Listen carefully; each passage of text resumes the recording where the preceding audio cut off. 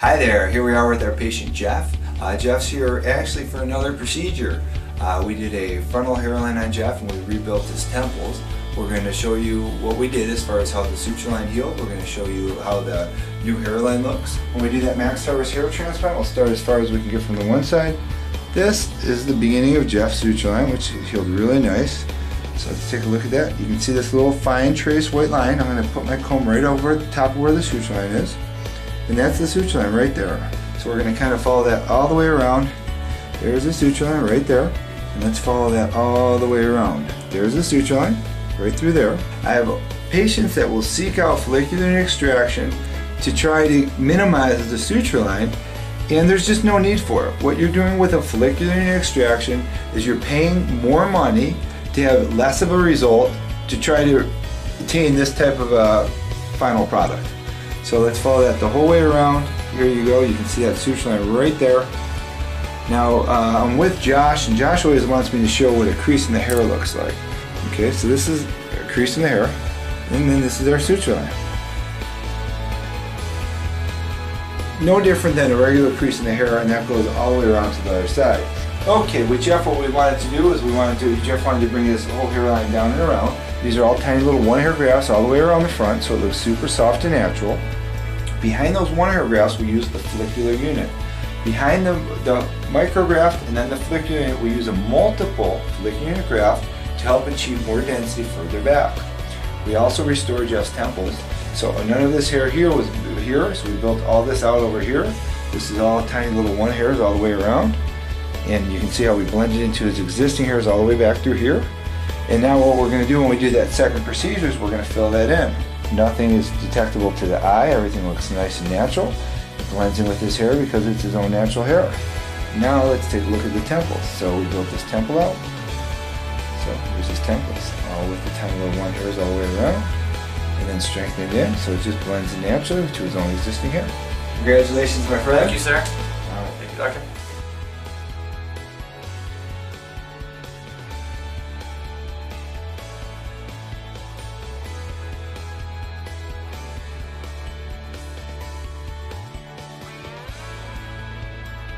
We just finished harvesting Jeff's donor. I just sutured Jeff up. The whole process took less than a half hour. I'm going to show you how the suture line looks, and so you can get a feel for what that looks like. Now here's Jeff right now, just naturally sitting here. As you can see, it already covers. This is before it's all clean and dry. The hair covers right up on top. So you can see now the hair meets with the hair. This other little hair is just shaved hair, but it doesn't make a difference. Jeff kept his hair long for the procedure, so he left me more room to show. So the shaved hair is going to come back. The suture line is going to be the fine little line in the middle, and that'll be undetectable, just like it was before. We showed you how that healed before. So when the patient leaves here, it's completely undetectable. Now I want to show you all the way around. So there's the suture line. Hair covers completely up on top, can't see a thing. All the way around.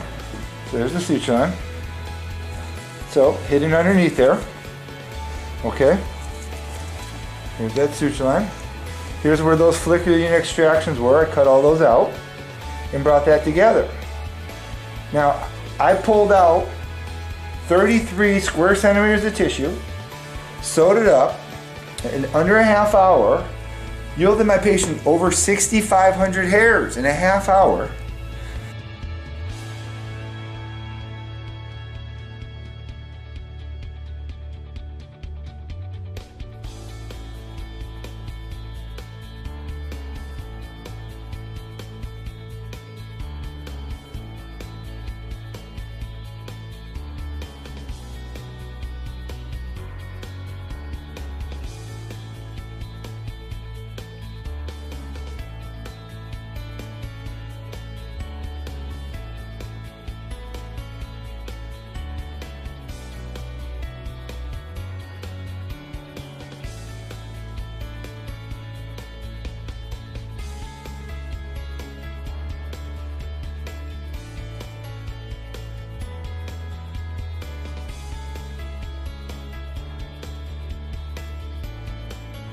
When I first noticed my hair loss, it was in my early 20s, I'd say around 22, 23. I had fears of just all my hair just falling out, and I felt like I was like already running out of time. well, I was just always hyper aware of it. And swimming, I would go in the water and not get my hair wet. I decided to have a hair transplant because my hair was to the point where there was nothing I could do with it. It was just out there and exposed, and you know, I couldn't fake it anymore. I didn't plan on it, but I was so enthused afterwards that all my friends that I thought would be interested in it, I ended up telling most of my friends and family. I have a sister-in-law I didn't tell, and she tells me I keep looking younger and asking me how I do that, so I'm thinking maybe she noticed it. I feel the investment was well worth it. The whole experience, it was just so much fun watching hair grow back on my head that it was absolutely well worth it 100 times. When I got my hair back, it changed my life in the fact that I just got my confidence back. I was more optimistic in general about life in general, and just happier and more confident.